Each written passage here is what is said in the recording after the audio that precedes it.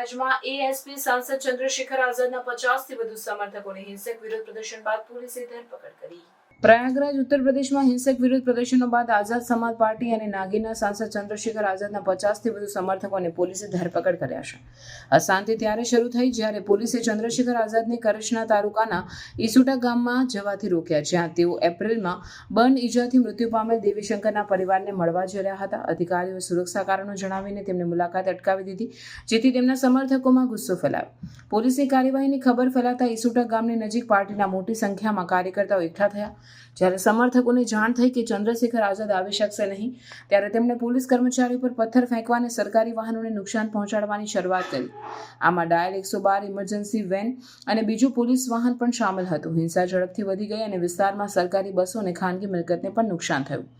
યમુનાનગરના deputy commissioner of police વિવેકચંદ્ર યાદવના મુજબ હાલમાં 50 જેટલા લોકોની ધરપકડ કરવામાં આવ્યા છે અને બાકીના સંભવિત આરોપીઓની ઓળખ કરી તેમને પણ ધરપકડ કરવાની કાર્યવાહી ચાલી રહી છે।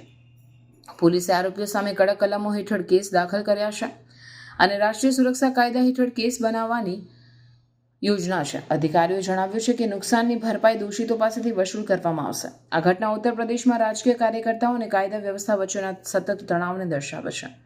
ખાસ કરીને પીડિતોના પરિવારને મળવાના અધિકાર અને વિરોધ પ્રદર્શન અધિકાર સાથે સંકળાયેલ મુદ્દાઓ પર હાલમાં સ્થિતિ સામાન્ય બની ગઈ છે, પરંતુ હિંસાના પરિણામોને લઈને સુરક્ષા અને લોકશાહી અધિકારો વચ્ચેના સંતુલન પર ચર્ચા ચાલી રહી છે। जो सीसीटीवी फोटो वीडियो इत्यादि के माध्यम से चिन्हीकरण की कार्रवाई जो की जा रही थी, उसमें करीब 50 से अधिक लोगों की गिरफ्तारियां की जा चुकी हैं।